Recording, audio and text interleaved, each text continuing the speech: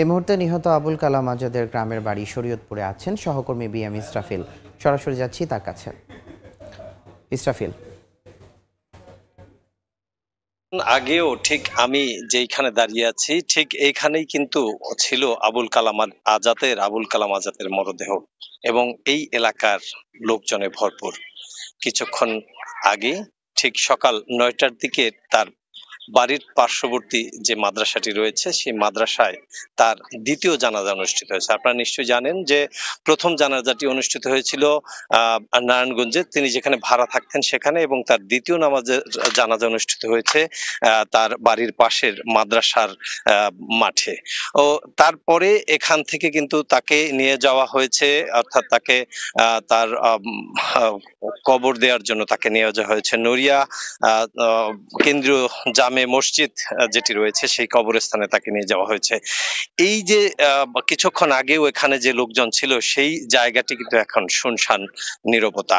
শুধু নারীরা রয়েছেন বাড়ির ভিতরে, তাদের যে কান্না আর আহাজারি সেটি কিন্তু এখনো চলছে, এবং তাদের যে একটি আক্ষেপের জায়গা, এই অল্প বয়সে যেমনটি করে প্রিয়া তার স্বামীকে হারিয়েছেন, অন্যদিকে তার যে দুটি সন্তান, একটির বয়স ৫ ছুঁই ছুঁই, অপরটির বয়স ৩ ছুঁই ছুঁই। তো এই যে তাদের যে অল্প বয়সে তাদের বাবাকে হারিয়েছেন, এবং আমরা দেখেছি যে এই যে তাদের সন্তানদেরকে নিয়ে এবং সেই প্রিয়াকে নিয়ে স্বজনদের ভিতরে যে কষ্ট এবং আহাজারির যে জায়গাটি রয়েছে সেটি কিন্তু মানে একেবারে হৃদয় বিদারক অবস্থা রয়েছে। তো সেখানে আমরা দেখেছি যে আত্মীয় স্বজন যারা রয়েছেন তারা কিন্তু বারবার তাদেরকে সান্ত্বনা দেওয়ার চেষ্টা করছেন, কিন্তু এই পরিবেশ পরিস্থিতি আসলে কোনোভাবেই সান্ত্বনা দেওয়ার মতো অবস্থা নেই।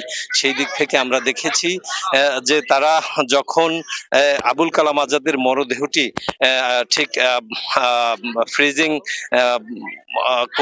ফ্রিজিং যে আপনার অ্যাম্বুলেন্সটি রয়েছে সেটিতে করে যখন নিয়ে যাচ্ছে, ঠিক তখন কিন্তু তাদেরকে তার পেছনে কিন্তু তার যে স্ত্রী প্রিয়া আক্তারকে আমরা দেখেছি পিছনে ছুটেছেন তার সন্তানদের সাথে নিয়ে। তো এই অবস্থায় কিন্তু এখন এই বাড়িটা অনেকটা বাহিরের অবস্থায় নীরবতা শুনশান থাকলেও যে আপনার এই মুহূর্তে সেখানে, অর্থাৎ যেখানে কবর তাকে দেওয়া হবে সেখানে তার মরদেহটি পৌঁছেছে, এবং কিছুক্ষণের মধ্যেই নড়িয়া জামে মসজিদের যে কবরস্থান রয়েছে সেখানে তার সর্বশেষ যে তার মরদেহটি সমাহিত করা হবে। এই ছিল শরীয়তপুর থেকে সর্বশেষ। সরাসরি যুক্ত ছিলাম মেট্রো রেল দুর্ঘটনায় নিহত কালামের নিজ বাড়িতে।